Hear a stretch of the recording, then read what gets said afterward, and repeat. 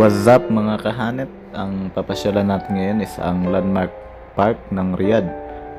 Isa siyang maliit na parke pero makikita nyo dito lahat ng mga miniature ng mga landmark sa ibang bansa tsaka dito.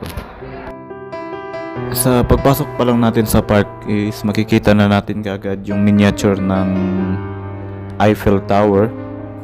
Ang tower na to ay pinangalan kay Alexandre Gustave Eiffel na isang engineer sa France. Itong tower nga pala to guys is may tatlong pasyalan. First tsaka second floor is restaurant, tapos yung sa tuktok is view deck. Ito naman guys is ang miniature ng Colosseum of Rome. Ang alam ko lang dito sa Colosseum in Rome mga kahanip is kung saan ginaganap yung mga tanghalan o yung mga paglalaban ng mga gladiator. Dito ginaganap. Magandang pasyalan tong Landmark Park mga kahanip kasi masyadong tahimik, tapos para sa mga nagde-date, mga lovers, okay kaya dito.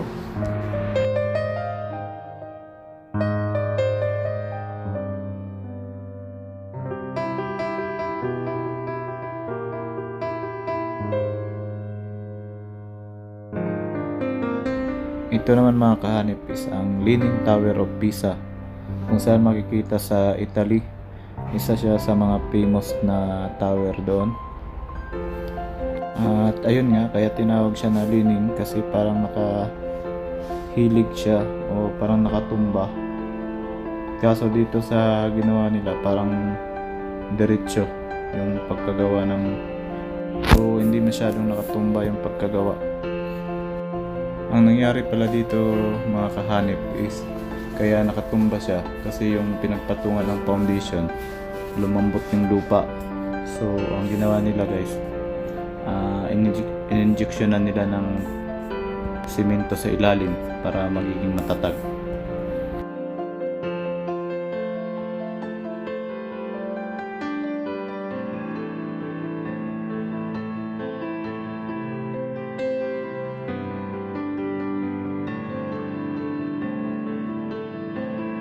Ito naman guys is ang Hagia Sophia Museum ng Istanbul, Turkey. So ito daw ay isang pinaka famous na tourist attraction ng Turkey. Wala akong masyadong alam sa museum na to, so search nyo na lang mga kahanip. Si-share ko lang dito mga kahanip is yung ano yung kaunting alam ko.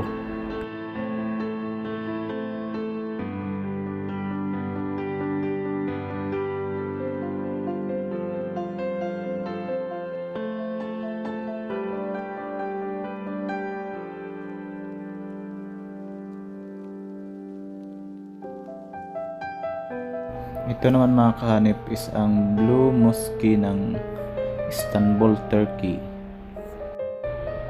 So isa din siya sa mga famous attraction sa Turkey. Kaya tinawag siya na Blue Mosque dahil sa interior design niya ng mga halos blue design sa loob.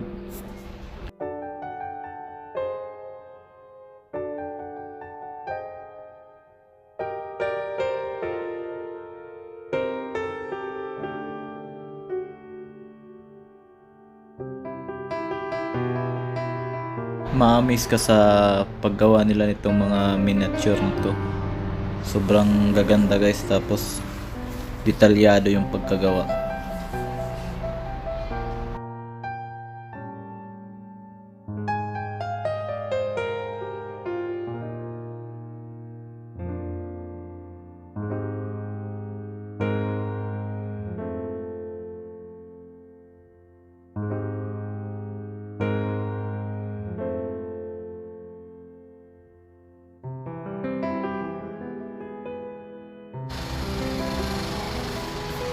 Ito naman mga kahanip is ang Big Ben. Ito ay matatagpuan sa Westminster sa London. Ang tawag talaga dito is The Great Bell. Pero nickname nila ng Big Ben kasi pinangalan daw kay Sir Benjamin Hall.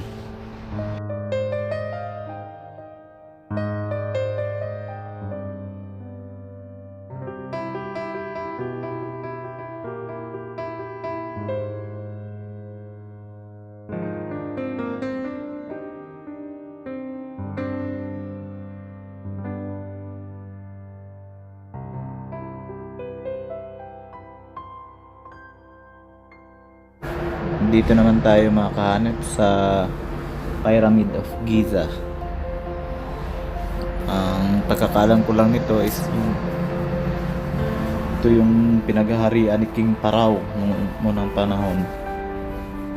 At saka ang galing paano nila nagawa yung mga puting bato na accurate talaga na pagkagawa ng mga blocks. Tapos ginawang pyramid.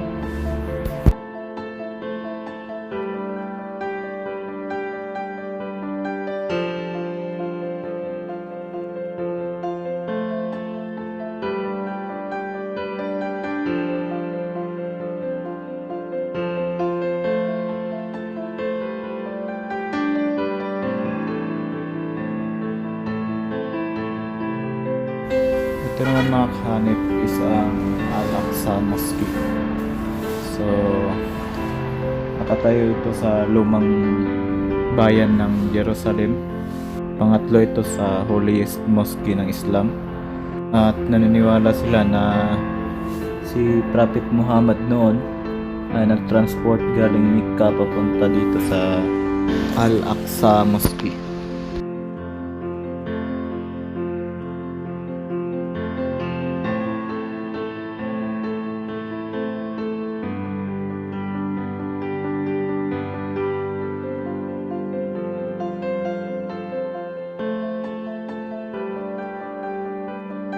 Ito naman mga kahanip is ang Riyadh Television Tower.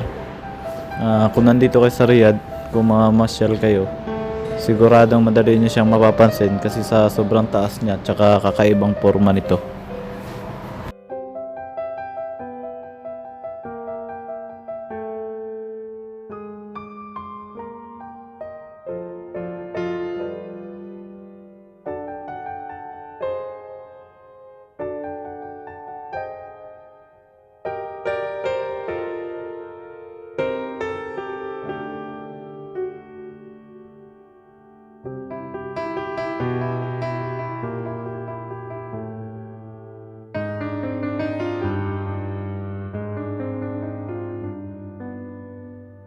Ito naman mga kahanip is ang Riyadh Water Tower. Isa sa mga landmark ng Riyadh na kung saan makikita nyo para siyang formang mushroom na pabaliktad. Isa din siya sa mga pasyalan dito sa Riyadh mga kahanip. At sa tuktok nito ay may view deck tsaka restaurant.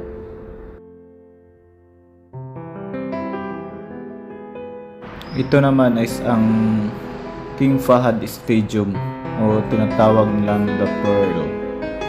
Natatagpuan ito sa Taif, Saudi Arabia. A multi-purpose stadium na kung saan ginaganap lahat ng mga event o yung mga malalaking event tulad ng mga soccer o iba-ibang games.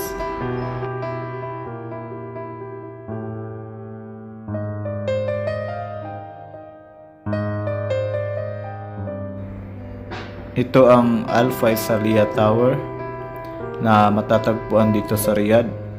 Isa din sa mga tourist attraction dito. Kung mapapansin nyo mga kahanip kung ano yung bilog na yan na napapagitna, isa yung restaurant sa loob. At ito din ay isang 5-star hotel dito sa Riyadh. Kung nandito kayo sa Riyadh, hindi pwedeng hindi nyo ito mapapansin kasi isa siya sa mga pinakamataas na building dito.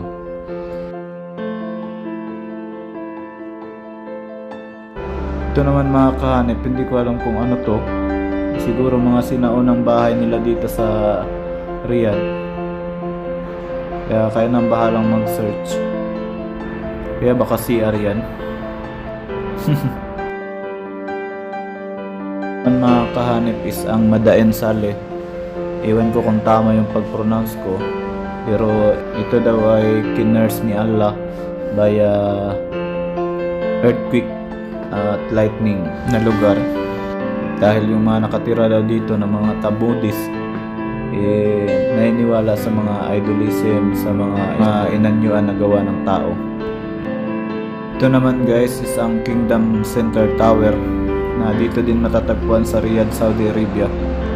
Napakagandang pasyalan guys, at kung mamasyal kayo dito, maganda kayo ng 50 riyal SR. Hindi ko lang alam sa ngayon kung magkano na, pero sa tuktok nito guys may tulay ito na salamin na doon makikita nyo ang buong Riyadh. Siguro sa next vlog natin mga kahanip, puntahan natin ulit tong Kingdom Tower para makita nyo kung ano yung makikita sa taas ng Kingdom Tower.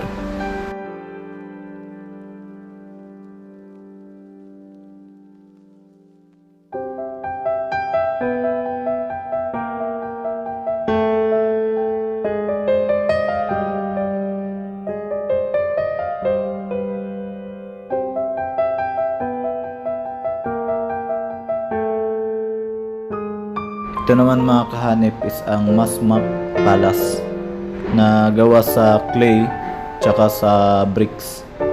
Isa siya sa mga masterpiece ng Saudi Arabia, kung saan makikita niyo sa loob yung mga artifacts tsaka yung mga kagamitan ng mga Saudi noong panahon.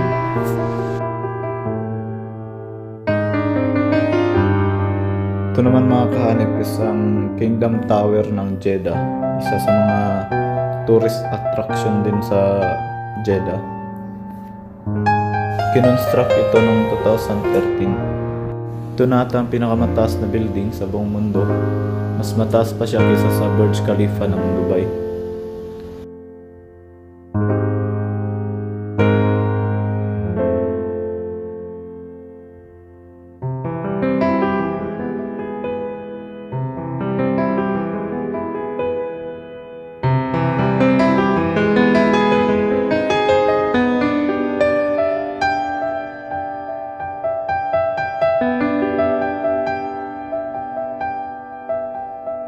Ito naman ang Al-Masjid An-Nabawi o ang Prophet Mosque na matatagpuan sa Medina, Saudi Arabia.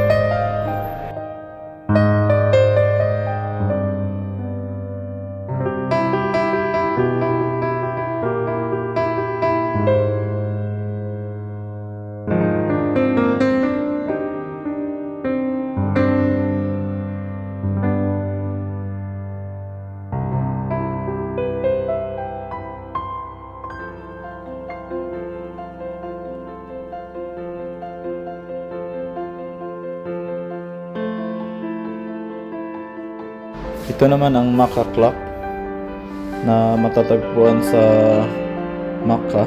Ilang metro lang layo sa napakalaking mosque. Ang alam ko lang dito is ito ay isang pinakamalaking orasan na nakaharap sa Great Mosque. Ito din ay may hotel, luxury hotel, na kung saan is yung mga pilgrim o mga manlalakbay dito nagpapahinga.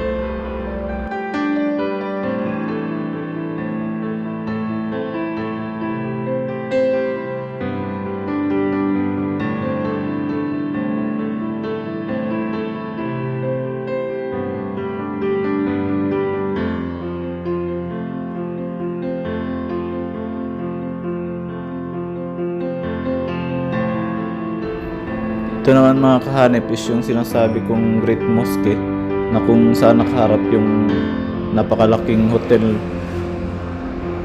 na may malaking orasan. Ito nga ay matatagpuan sa Makkah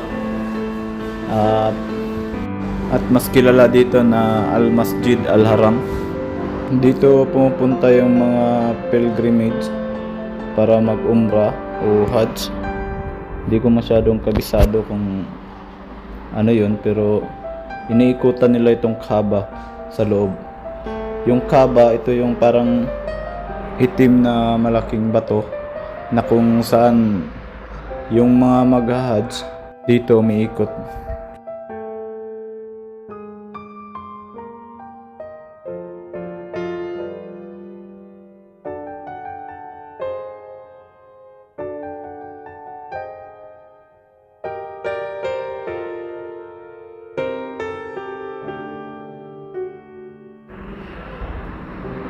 Ito naman guys, sigurado ako CR talaga to.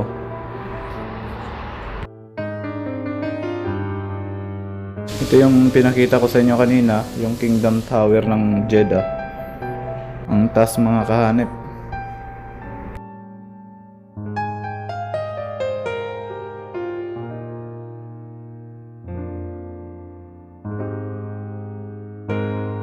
Ito naman mga kahanip, ang Dome of the Rock. Ito ay matatagpuan sa Jerusalem. Ito ay pinakamatagal na monumento ng Islam at ang Jewish. Isa din ito sa pinaka-sacred place nila.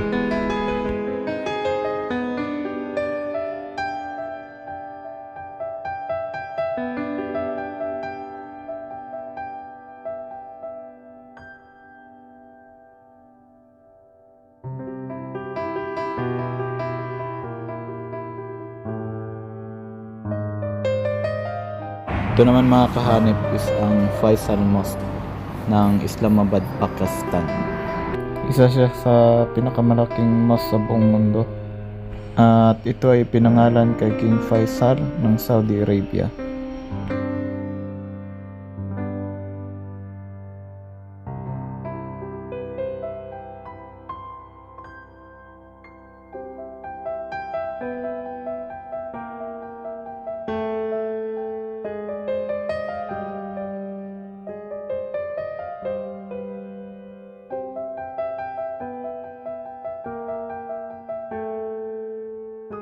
Ito ang Petronas Twin Tower, tatagpuan sa Kuala Lumpur, Malaysia.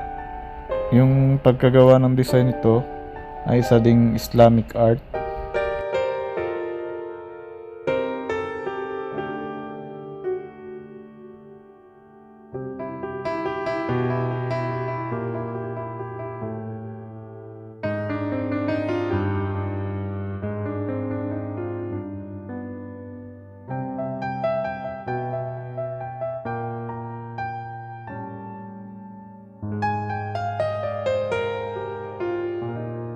Alam ko na maraming nakakakilala dito guys. Ito yung Great Wall of China. Isa sa pinakatanyag na landmark ng China. Ang pagkakaalam ko lang sa Great Wall is parang depensa nila ito para sa mga kalaban. Ito naman ang windmills ng Netherlands. Isa itong iconic symbol ng mga Dutch. Next is ang Mount Everest. Ito ay matatagpuan sa border ng Nepal at China. At ito na ang pinakamataas na bundok sa buong mundo.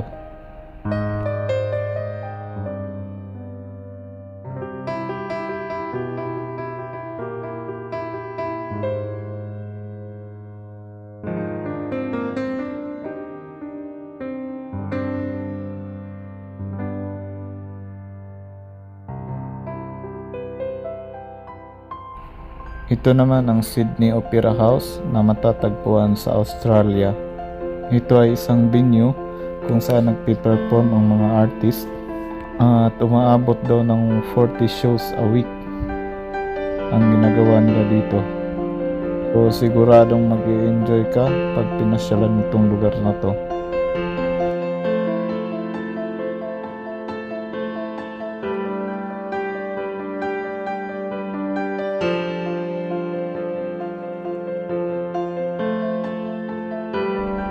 Ito naman ang pinakasikat na tourist spot ng India, ang Taj Mahal.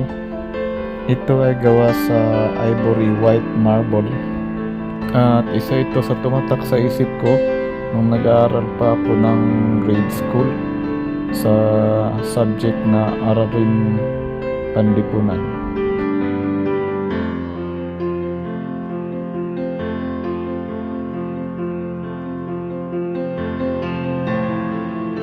Ito naman mga kahanip ang Burj Khalifa ng Dubai. Pangatlo na lang siya ngayon sa pinakataas na building sa buong mundo.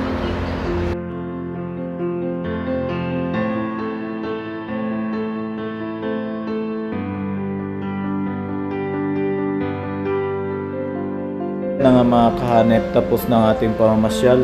Sana kung nag-enjoy kayo, huwag nyo kalimutang mag-like and subscribe. Kita-kits na naman sa susunod na pasyalan. Bye-bye!